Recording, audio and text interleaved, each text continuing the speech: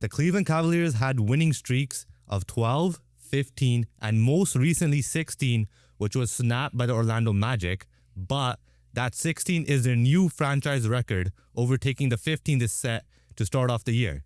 We knew the Cavs were good, but a historic season, I did not expect this at all. Yeah, I mean, like what is their current record at right now? 56-11, right? So insane, right? For these guys, we thought they were gonna be sixth, fifth, sixth around there. We thought that for sure. The Celtics were ahead of them, the Knicks were ahead of them, and the Bucks and Sixers even, right?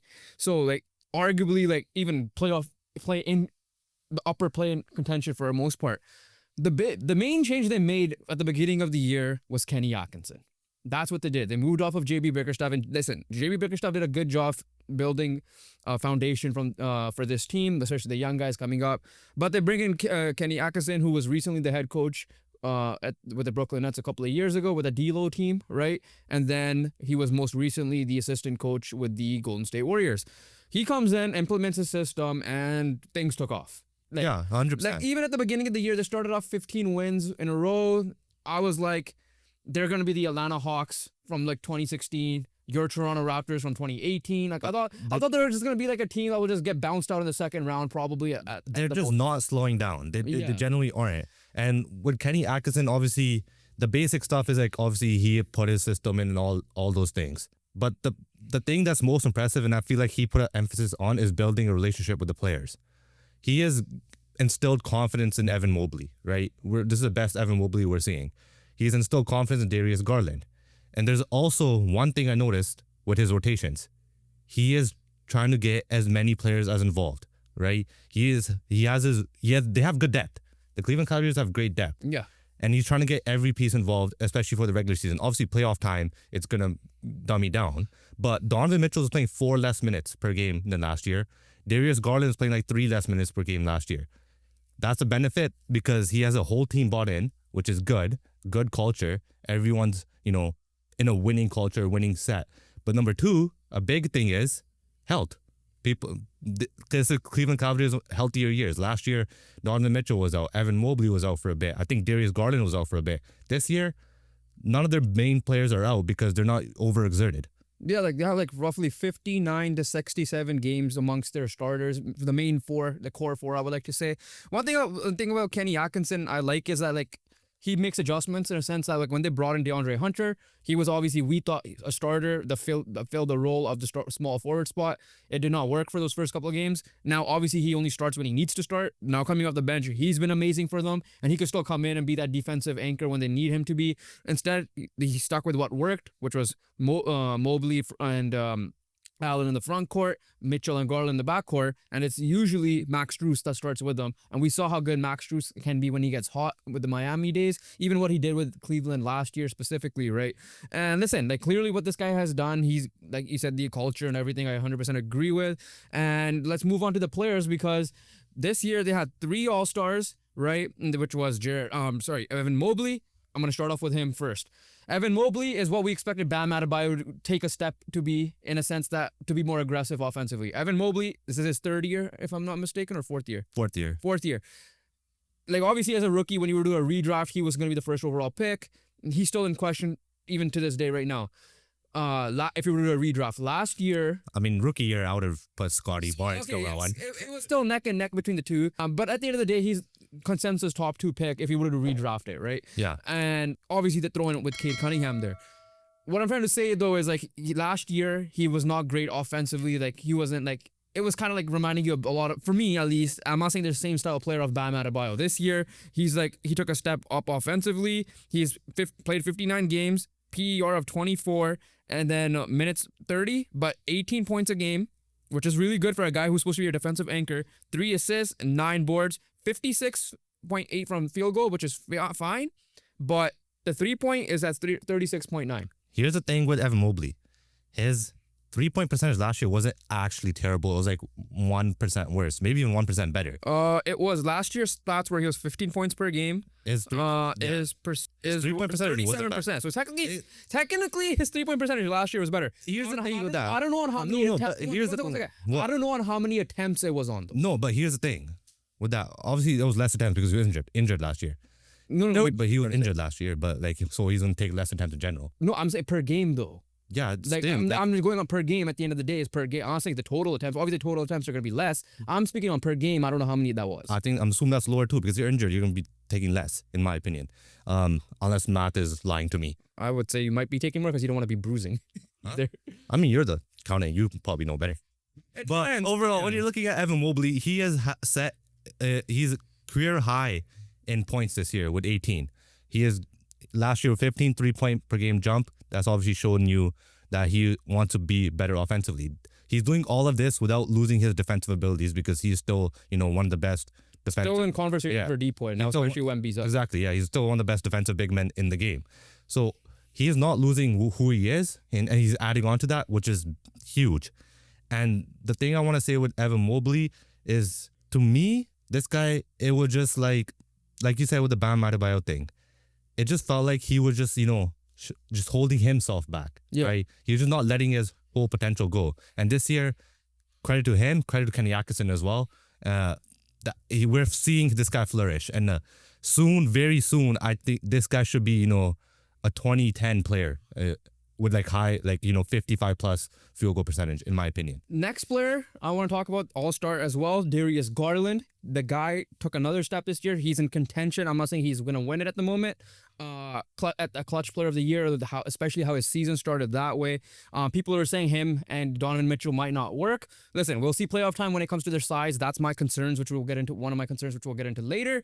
But what he's been doing as a lead guard, 21 points per game with a guy like Donovan Mitchell in the backcourt is crazy because Donovan Mitchell has 24, 6 assists per game. His shooting splits 47.7, 40%, and then 88 from free throw line, right? Every time I watch a Cavs game, it seems like he is hitting the big shot or getting the big drive layup in or making the right play late, right? Which is why he's in contention for clutch player of the year. Exactly. And the thing with Garland is he's playing his career averages right now. Yeah. The years before Donovan Mitchell, he was having a great season. Yeah. He was getting 21 then too. He's getting 21 now with Donovan Mitchell, which is obviously a huge dub. Last year was obviously. Yeah, year he was only at 18 last year wasn't good. game. Yeah, last year wasn't good. As simple as that. And he needed to step up, and he did. Same with the field goal percentage. His 3-point percentage is almost tying his career high. His field goal percentage is almost tying his career high at the moment. And like you said, him hitting the clutch shot's huge just because that takes pressure off of Donovan Mitchell, who is going to be the target with the last 3 minutes or last 2 minutes of a game, right? Especially when it comes to playoff time, which is going to be much closer games, hopefully. It is the NBA. Yeah. Otherwise, there's either 50-point blowouts or it's going to be a 2-point game. But overall, Darius Garland has, I won't say taken a jump, but has returned to the Darius Garland that we know, which is huge, right? Because the only major concern with getting Donovan Mitchell was it's going to eat into Darius Garland, and it kind of was last year, but him returning to that level again, it's a great sign. And once again, shout out Kenny Atkinson. Shout out Kenny Atkinson. Making it work. And as you mentioned, Donovan Mitchell, right? Probably top 3, but probably fighting for that spot for the best shooting guard in the league with Anthony Edwards and maybe throw in Devin Booker in general. Obviously not maybe this year specifically. Well, at the end of the day, listen, am I putting Donovan Mitchell in its category of a superstar level as Jokic? Maybe half a tier below. That's just me personally. Yeah, I know okay. there's different takes on superstar levels. I get that, but one thing's for sure: when it comes to playoff time, this guy shows up.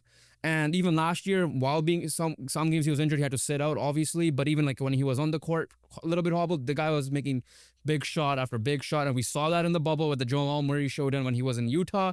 We saw that in this Cavs years as well. This guy, it's not the last playoff series. Exactly, right? Magic. This guy can take over a game at any given time in the playoff situations, right? And you need that again from this year. So, at the end, I don't want to add too much on it. We know what Donovan Mitchell is. We know he's an all-star. We know he's a superstar caliber player.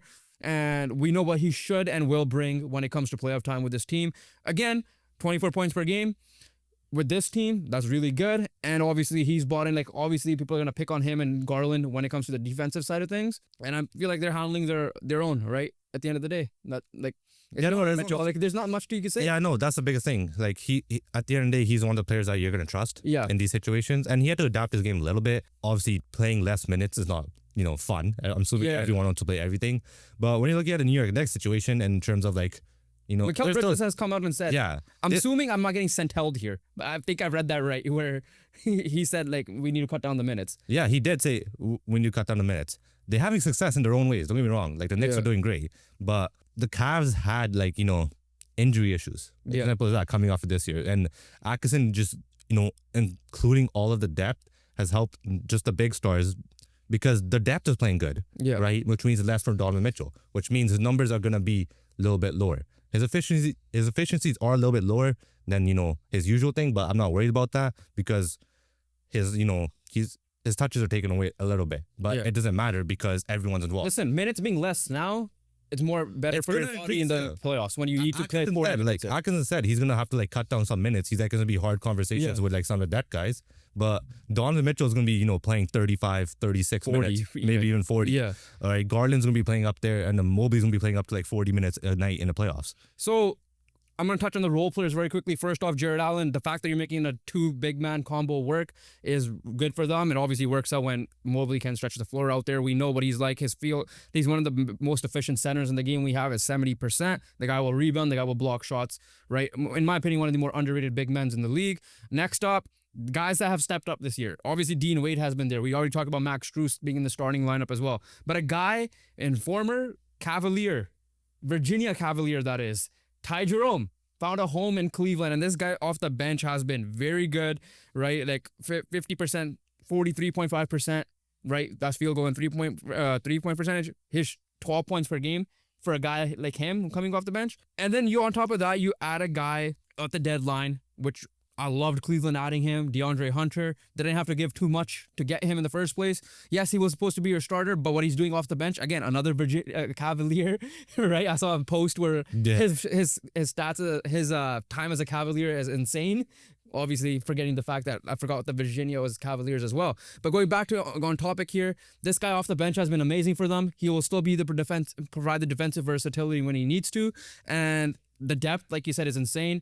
And overall, like this team, what this team can do this year, like I said, they proved me wrong, as I mentioned in the beginning, that these guys can go on a run this year. It can be something special, but let's talk about the truth, the time that matters, and that is playoff time. And what do we expect of the Cleveland Cavaliers in the playoffs?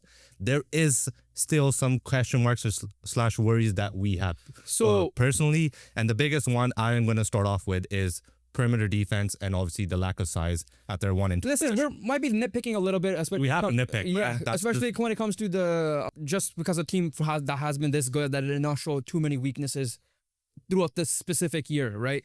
But yeah, like the lack of size in the backcourt is concerning. Can they handle it? For sure. They've been in the playoffs. They know what it takes now. They've been together for the last 3 or so years. So I'm not gonna I'm gonna be worried when they go against guys like Tatum and Brown, for example. They go against Drew Holiday. Like that's when it will matter the most. Even against the Knicks. The good news is Jalen Brunson is small himself, and he isn't like a defensive prowess guy on the perimeter, but that also means that you're going to get a guy, if healthy, OG Anunoby, and a guy like Mikal Bridges on you pretty much for most of the game as well. And we know how versatile they are defensively there as well. Josh Hart as well. So that's a concern. I agree with that. The next concern I do have with these guys is when it does come to playoff time, is it going to be the Donovan Mitchell show? Or are we going to see other guys step up on a more consistent basis? Like, that's why it's so encouraging to see Darius Garland this year because him being in the clutch player of the world. Clutch player. Yeah. Right? This guy has shown up in the clutch in the regular season this year, and that's just so huge because that's what's going to translate into playoff time. Can he do it in the playoff time? That is a big question mark still. Same with Evan Mobley. Can even the role players, right? Can they carry it into the postseason? Right? That's gonna be the biggest question mark as well with the Cleveland Cavaliers. But personally, when I'm looking at this team and looking like how they're playing right now, I don't see the 2015 Atlanta Hawks. I don't see the 2018 Raptors. I don't either now, yeah. I think this team is bona fide to make the Eastern Conference Finals, and they will meet the Boston Celtics there. So, listen, like I'm not going to say it's an easy route at the end of the day. Like it looks easy based on what they're doing this year. Yeah. But like at the end of the day, like right now, if the playoffs were to start very quickly, they're either playing one of the Hawks, Magic, Bulls, Heat. Obviously, I'm giving that to the Cavaliers, right? Then it depends on who they play, right? It's what, the 4 or 5? 4 or 5, yeah. So right now it's between Bucks and Pacers, and that's somewhat tough because I feel like, okay, we're looking at the standings right now, 2 and 3 are locked in. So the good news is they don't have to go through the Knicks or the Celtics in the second round. With how the Bucks have, I'm still gonna be concerned with the Bucks. At the end of the day, when healthy, you have Giannis and Dame in the playoffs. We'll see how that goes. It's still gonna be a tough matchup, but I would favor the Cavaliers. I'm favoring the Cavaliers. I'm favoring the Cavaliers. Pacers will still make it tough. But I'm But favoring the I'm Mavs. favoring the I agree. The goal is obviously championship, but in terms of our expectations of this team, because we still both believe the team to beat is the Boston Celtics. Because at the end of the day, you got to beat a team 4 times out of 7, and I think the Celtics have the capabilities to do that against this Cavaliers team. But on the Cavaliers side of things, they have the ability to beat them as well, but they need to get to the conference finals. Yeah, no. They cannot get upset by assuming they're healthy. Assuming they're healthy, yeah, Assuming no, they're healthy. they have a route to the conference finals, and like it should be a showdown against the Celtics, and that's the prediction. And if they do get to the Celtics, listen, it's gonna be a showdown. It's gonna be a showdown in the finals as well. Listen, for true basketball aficionados, big basketball fans, the matchup is Cavaliers Thunder for me. Obviously, for casual fans, they want to see it like as Lakers Celtics, Nuggets, even Nuggets Celtics because of Jokic. But yeah, like what to close it out here, what this Cleveland Cavaliers team has done has impressed everybody that many people thought they were going to be good. They have been great. 56-11 at this type of point is historic level records for sure. And can't wait to see these guys in the playoffs. So that pretty much wraps it up for us. Comment down below what other teams you guys would like to talk about heading into these playoffs. Comment on your NBA champion prediction down below. Make sure you guys hit the subscribe button, and we'll catch you guys on the next one. Peace.